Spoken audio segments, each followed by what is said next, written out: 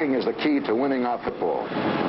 The key that opens the door to this. And good blocking derives from this. Offensive linemen seldom get the credit due them, but their personal satisfaction lies in knowing that they are a part of the successful whole. Football is a Spartan game, a game of sacrifice and self-denial. Good offensive line play is based on good stance, explosive start, body control, correct hitting, position on contact, a forceful delivery of a blow, and the follow.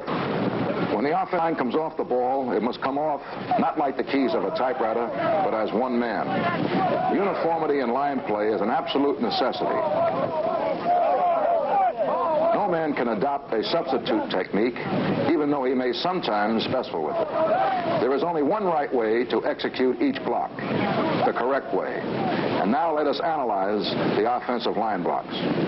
The offensive football stance, from which all offensive movement stems, is with the feet spread just slightly outside the width shoulders, with the right foot staggered and a right-handed stance with the toe of the right foot to the heel of the left foot. With the right hand down, with the weight evenly distributed on the tripod of the fingers and the 2 feet, with the right arm just inside the knee of the right leg.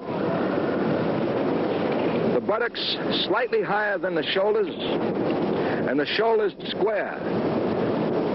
Sometimes it is a little bit difficult to get the shoulder square. A good teaching point is to drop the left arm in the same position as the right arm until the shoulders are exactly square, and then to lift the left arm and keep it just about even with the knee, which will keep the shoulders square again. Both heels are off the ground slightly, with the right heel slightly higher than the left heel, and from this position that the football player uncoils. The basic block in offensive football is the drive block. The essentials of the drive block are the approach, delivery of a blow, and the follow-through. This is how each of these essentials is accomplished. In the approach, the player drives off his rear foot over his front foot and aims his head right at the chin of his opponent, striking a blow with his head. As a player, and he takes the man in the direction of his angle. If the defensive man moves off to his left, he pinches him on his left shoulder with the head and the shoulder. Come on again. This time we'll show you the defensive man go in the opposite direction. Same basic approach. Drive off the rear foot, over the front foot, the head at the chin, striking a blow with the forehead. Right? The defensive man comes this way, he catches him and pinches him between neck and shoulder, driving him down the line. Another phase in the offensive block is the speed of getting from this position to this position. He can get there, the easier it will be to control the defensive man. Once he makes the contact, and this is one of the reasons we have so many blocking failures, is the lack of follow-through, the lack of the continuation of the block. So he not only approaches, makes the contact, and most important is the follow-through with the quick driving step, with the feet still kept in the width of they are originally. That's it. That's the way. Real good. The purpose of the drive blocker, centering his head upon his opponent and driving with that head, is that if the defensive man makes a quick move in either direction, the blocker piece of him with either shoulder. As the offensive man drives out, he aims his head for his opponent's chin. By the time he has crossed the line of scrimmage, however, that chin will not be there because the defensive player will naturally rise. What the blocker will see is the numbers, drives into those. In other words, this is what the drive blocker will see: the chin, and then the numbers as his target. Remember, however, that if the blocker's explosive charge exceeds his ability to control his body, he becomes too extended, making it easy for his opponent to discard or control him.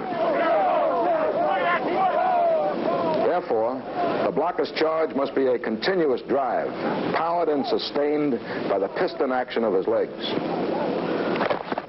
Oh, that's perfect. That's real good position. You cannot drive a man if he is lower than you are. You must be lower and achieve that balance between body control and explosive charge.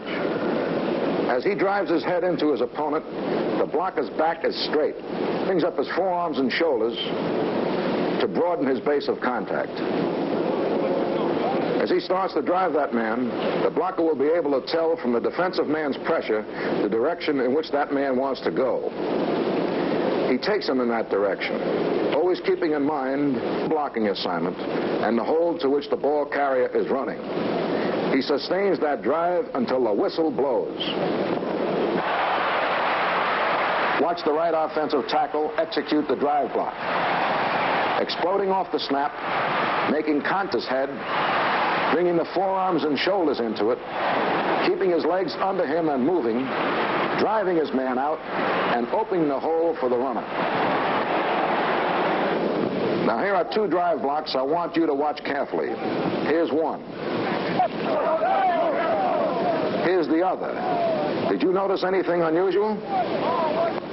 Let's look at those again as an official would see them. Pushing.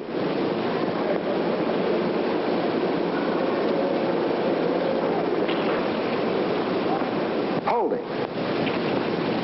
You saw earlier how a clean block can open the way for a long gain, maybe a touchdown.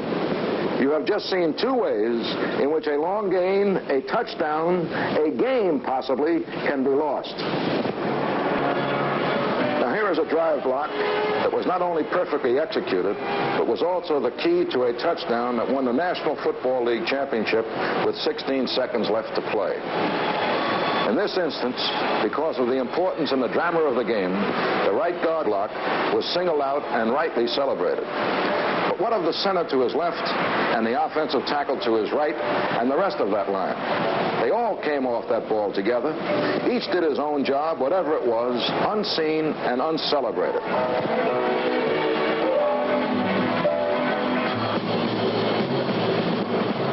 A lineman seldom finds his name in headlines.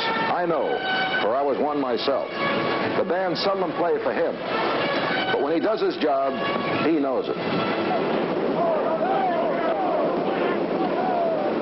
The second of the essential line blocks is the cutoff block, used to prevent pursuit. The blocker makes his first step in the direction of the man he is assigned to block. He pushes off the rear foot and drives over the front foot. He throws his arms, shoulders, and head beyond the foot of the opponent. He goes to all fours and keeps moving in a crab-like motion. Here in a game, the right tackle will execute the cutoff block and prevent pursuit. Notice that his arms, shoulders, and head are in front of the defensive man.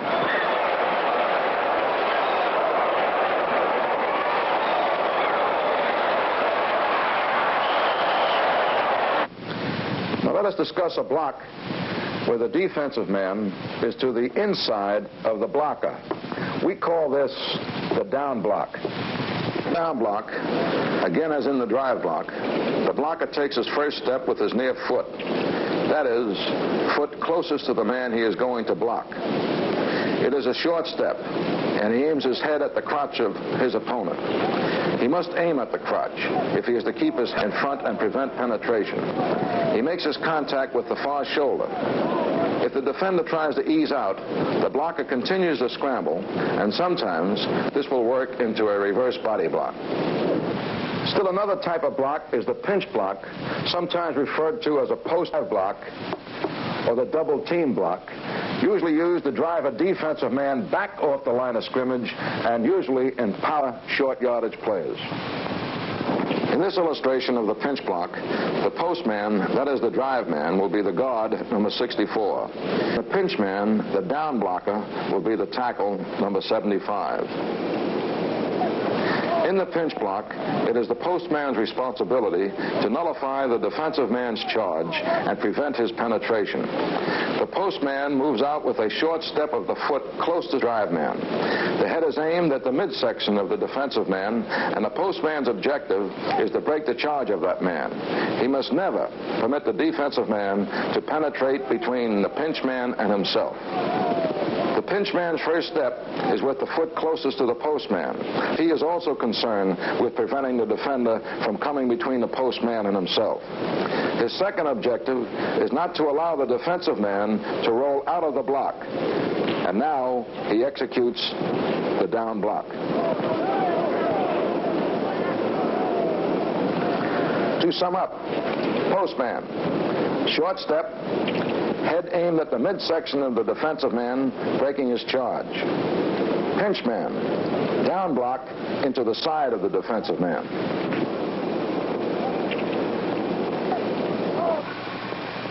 One of the most important techniques that all interior linemen must master is the technique of pulling on traps and sweeps. Guards and tackles must be able to pull with power, speed, and precision. The movement in the pull is the basic and most important part. It consists of two parts. One, the snap of the lead arm. The arm on the side to which the pulling lineman is going should snap back, with the elbow close to the body. The direction of the lead step. The direction or the positioning of the lead foot is determined by whether the pull is long or short. For the short pull, used on trap plays, the blocker's first step is a quick jab step, with the eyelets or eyes of the lead foot looking down a line of scrimmage where he wants to go. It is important for the pulling blocker to immediately shift his weight onto that lead foot, or he will rise up too high as he takes off. As he approaches his objective, the trap blocker must... One, he must not launch his block too soon. In fact, he should be close enough to his opponent so that he is almost stepping on his toes. Two, just before he reaches his man, he makes a small dip. Three, then he drives through that man. If he does not move that man, the play will be piled up. The technique is the same for all interior linemen, whether they play to the right or to the left of the center. Here we see a left guard pulling for the trap, driving out low, launching his block and moving his man.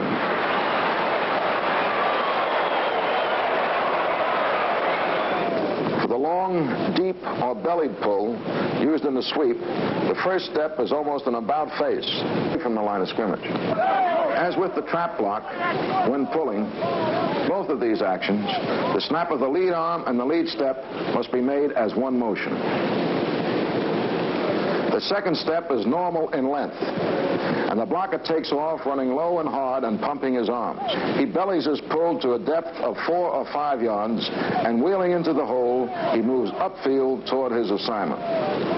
Here in a game, watch the guard number 64 as he pulls to the right, bellies his pull, and heads upfield to hit his target.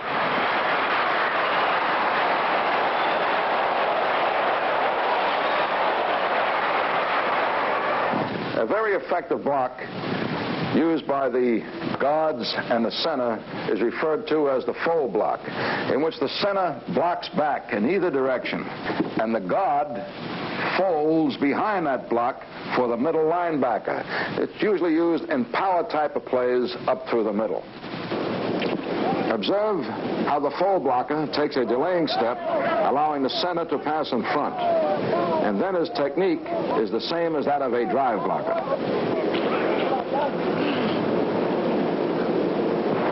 Here in the game, watch as the center, number 57, takes the defensive tackle on his right, as the guard, number 64, folds behind him. The runner follows the guard into and through the hole for...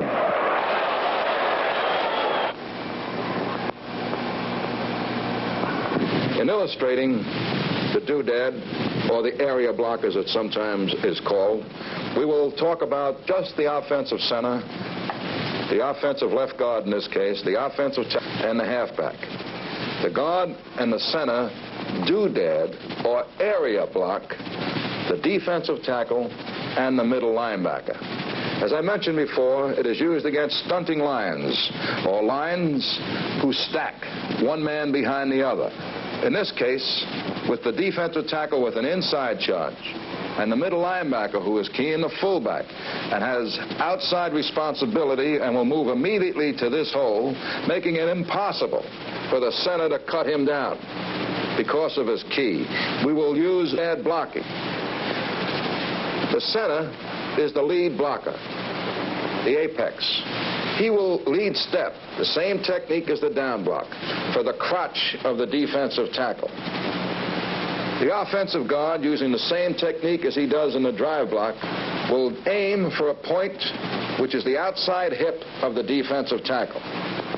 If the defensive tackle has an inside charge, the guard immediately releases, picking the middle linebacker who would be moving with the key of the fullback.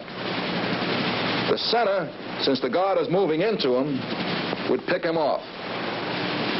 If the defensive tackle had an outside charge, which means that the middle linebacker would have first responsibility to the inside, he still has the key of the fullback. That is, the fact that he has inside responsibility would hold him long enough so that the center could recover and pick him. The worst that could happen with an outside charge and inside responsibility, if the center could not recover, and he cannot always recover, have a double team on the defensive tackle, driving this man back, the one man cutting off the pursuit of the middle linebacker. Observe now that the defensive tackle in white will take an inside charge. As he does, the offensive guard goes past him and picks up the middle linebacker. The center picks up the defensive tackle. From another angle, you'll see the same thing.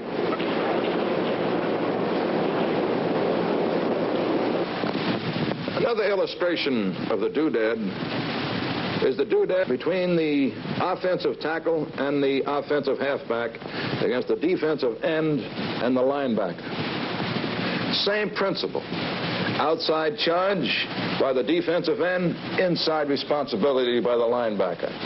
Inside responsibility by the defensive end, outside responsibility by the linebacker. These two men doodad these two men. The inside man, again, is the apex. He leads steps for the crotch of the defensive two-man or the defensive end. If the defensive end goes to the outside, if he disappears, in other words, the tackle off his lead step would immediately look for the three-man who usually will have inside responsibility on that particular deal between these two men. If the defensive tackle came to the inside, the tackle would pick him, releasing the halfback who would now pick the outside linebacker. The halfback leads for the outside hip of the two-man. If the two-man disappears to the inside, he takes the linebacker. If the two-man came out into him, he would take the two-man, leaving the linebacker for the offense. Here in a game, you'll see the doodad between the offensive left tackle and the halfback working against the defensive right end and the right linebacker. Note the offensive tackle, 76, drive blocking the defensive end. Now note that the halfback, 22, leading the ball carrier, goes for the outside linebacker. Here you see how effective a doodad can be, allowing the back to go wide and then cut upfield. Doodad blocking can be used any place on the offensive line with any two offensive tackle and end, offensive tackle and guard against any combination of defenses stacked or dealing. Up to now, we have not discussed the tight end or Y end. The tight end is first a blocker, second a receiver, and third. In other words, he must be able to execute all the blocks of the interior lineman as well as catch the ball and run with it. And one of his most important blocks is the one required in the power sweep. We asked the YN for the sweep to split 6 to 9 feet from the tackle in order to isolate the defender, who usually is playing over him. He takes his regular three-point stance, and his rule is, on a snap, the set is on a pass. Same exact technique as a lineman would use, and to drive the man over in the direction that that man wants to go to. Coaching point, never allow penetration to the inside. Because of that, his weight must be on the inside of his foot, his eyes on the numbers, and he's got to be ready at all times to drive the man down the line if he tries to penetrate.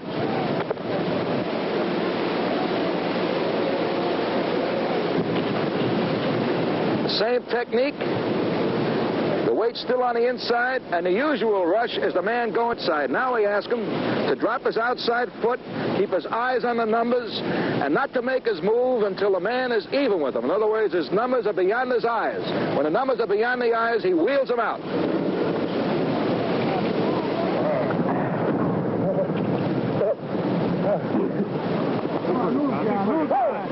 And this, of course, is where good blocking begins. It begins with the proper stance. The lineman driving off the ball as one man and hitting as one man. The proper angle of approach. The proper follow-through. It's stance, approach, hit, and follow-through. And they must come off as one man. One player coming off late will permit penetration. So they must all come off the ball together, as we practice over and over in this fire hose drill, until they are all one single driving unit. It takes a special kind of man to play on the offensive line. He must have the determination and the mental discipline to constantly practice the various blocks. He must be dedicated to action and recognize that perfection can only be achieved through the drudgery of practice. There are no shortcuts to success in football, and the individual who tries to find them will lose his way. At the level on which we teach up here, we are dealing with players who have behind them 6, 8, 10, 12 or more years in the game. And yet we find, when we analyze why the performance of an individual or a team declines, that it declines because of a breakdown in fundamentals. Each day, each player, all pro or rookie, must discipline himself and devote himself physically to fundamentals. Only then will his actions become automatic, his excellence instinctive, as it must be for the offensive lineman called upon in the split part of a second to initiate those blocks we have discussed and demonstrated here.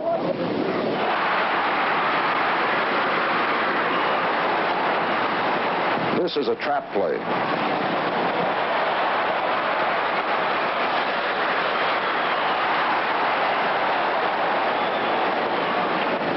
Now watch in slow motion. Let's bring the runner. There are 2 down blocks. And there's the trap block.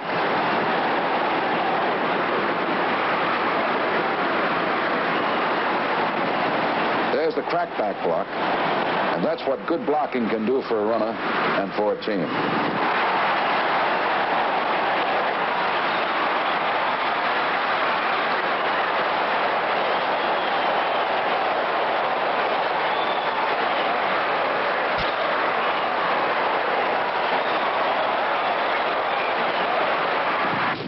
Crackback block, the pass, these are the building stones of all offensive line play.